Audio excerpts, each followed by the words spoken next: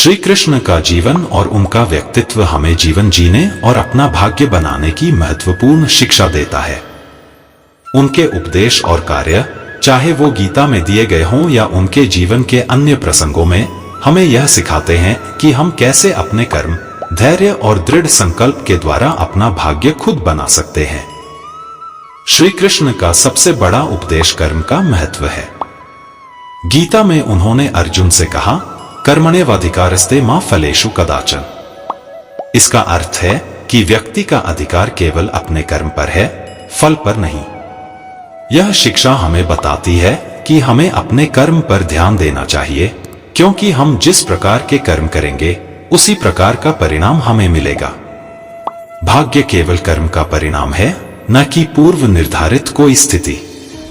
यदि हम ईमानदारी, परिश्रम और निष्ठा से अपने कर्मों को करते हैं तो हम अपने भाग्य को खुद बना सकते हैं। श्री कृष्ण ने अपने जीवन में भी इसी सिद्धांत का पालन किया। उनका पूरा जीवन संघर्ष, नीति और धैर्य से भरा हुआ था। जब उनका जन्म हुआ तब कंस के अत्याचार से पूरा मथुरा भयभीत था, लेकिन कृष्ण ने कभी भी परिस्थितियों को अपनी नियति मानकर हार नहीं मानी। उन्होंने धैर्यपूर्वक अपनी योजना बनाई, सही समय पर कार्य किया और अंत में कंस का वध करके मथुरा को अत्याचार से मुक्त किया। इससे हमें यह सीख मिलती है कि किसी भी चुनौतीपूर्ण परिस्थिति में धैर्य और सही समय का महत्व होता है। हम चाहे कितनी भी कठिनाइयों में क्यों न हों, अगर हम धैर्यपूर्वक योजना बनाते हैं और सही समय पर सही निर्णय लेते हैं तो हम अपने भाग्य को बदल सकते हैं। श्री कृष्ण का दूसरा महत्वपूर्ण उपदेश है समता या संतुलन।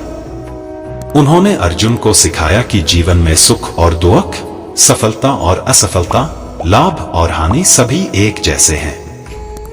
हमें इन सभी में संतुलन बनाए रखना चाहिए। जब हम कठिनाइयों से डरते नहीं हैं और सफलता के अहंकार में नहीं खोते, तब हम अपने कर्म को सही दिशा में ले जाते हैं। यही संतुलित दृष्टिकोण हमारे भाग्य को मजबूत करता है। इसलिए हमें हर स्थिति में संतुलन बनाए रखना चाहिए और हमेशा आगे बढ़ते रहना चाहिए। श्री कृष्ण का जीवन यह भी सिखाता है कि हमें अपने कर्मों में रचनात्मकता और बुद्धिमानी का प्रयोग करना चाहिए। जब दुर्योधन ने पांडवों को छल से वनवास पर भेज दिया, तब श्री कृष्ण ने बुद्धिमानी से कूटनीति का सहारा लिया।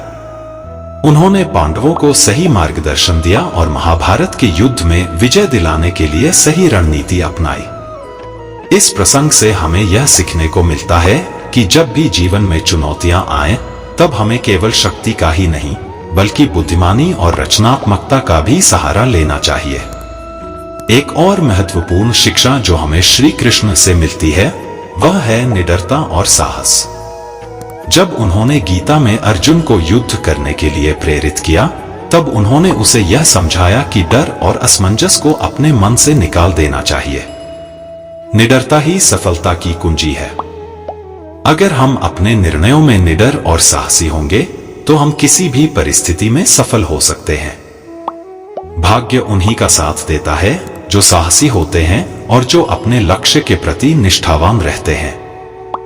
श्री कृष्ण का प्रेम और मित्रता के प्रति दृष्टिकोण भी हमें सिखाता है कि जीवन में प्रेम और स्नेह का कितना महत्व है। चाहे वह सुदामा के प्रति उनका प्रेम हो या अर्जुन के प्रति उनकी मित्रता, उन्होंने हर रिश्ते को सच्चे दिल से निभाया। जब हमारे संबंध मजबूत होते हैं, तब हमारा आत्मविश्वास और साहस भी बढ़ता है, जो हमारे भाग्य को आकार देने में महत्वपूर्ण भूमिका निभाता है। श्री कृष्ण ने हमेशा यह सिखाया कि हमें अपने जीवन के हर पहलू को पूर्णता के साथ जीना चाहिए। चाहे वह युद्ध का मैदान हो या प्रेम का क्षेत्र, उन्होंने हर जगह अपना सर्वश्रेष्ठ दिया।